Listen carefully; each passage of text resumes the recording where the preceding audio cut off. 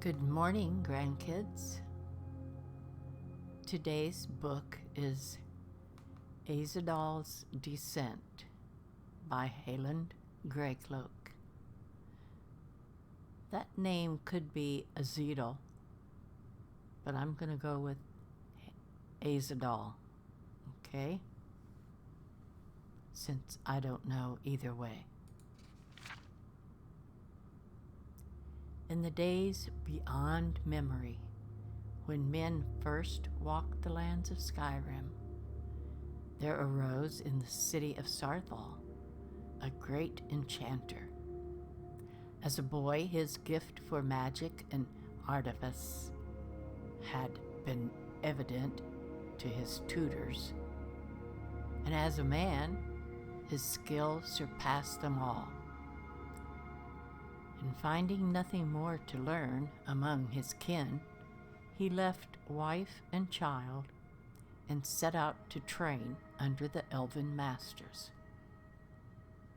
A year became 2, then 3, and when finally his path led him back to Saarthal, he found only ruins, for the elves had sacked the city, and all that lived there were dead or gone. Amid the ashes and the smoldering ruins of his home, he swore a terrible oath of vengeance.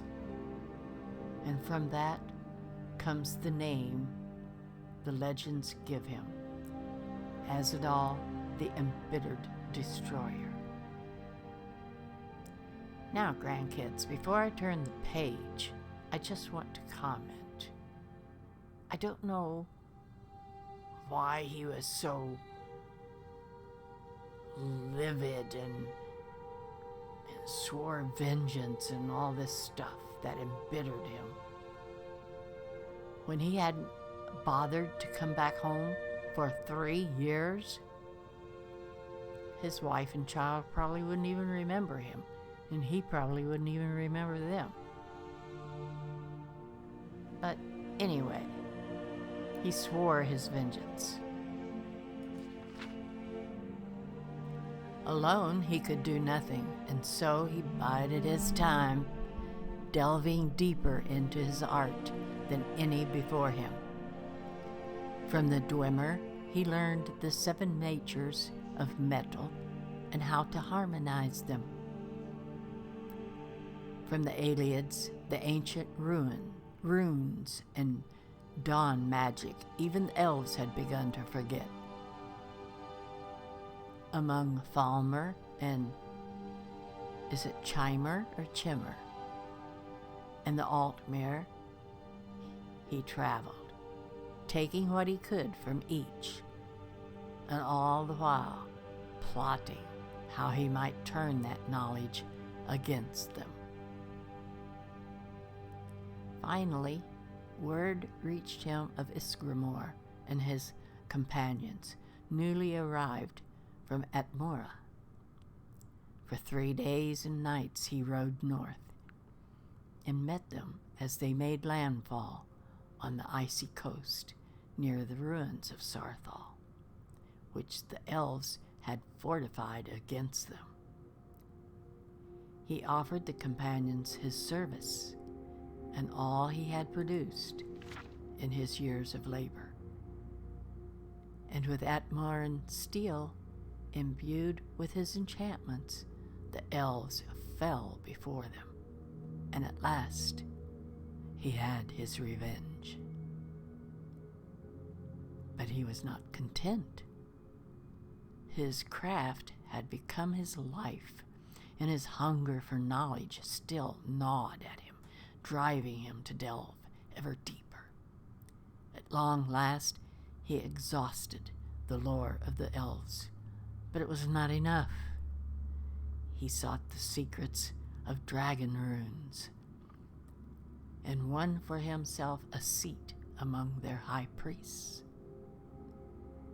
But it was not enough, and at length he turned his gaze to the plains of oblivion and found there both power and madness.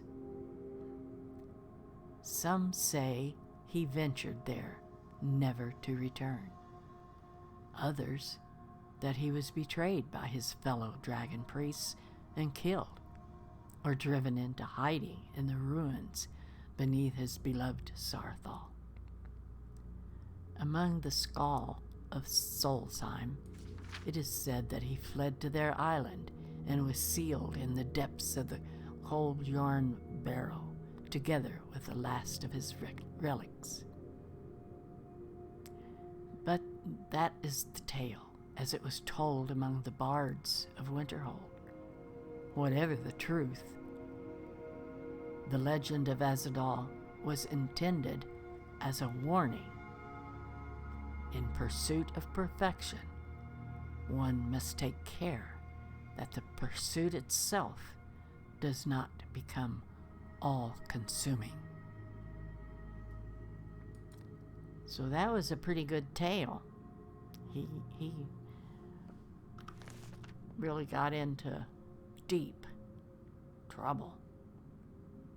But I really didn't like the fact that he took on so much about his family either being killed or that they left.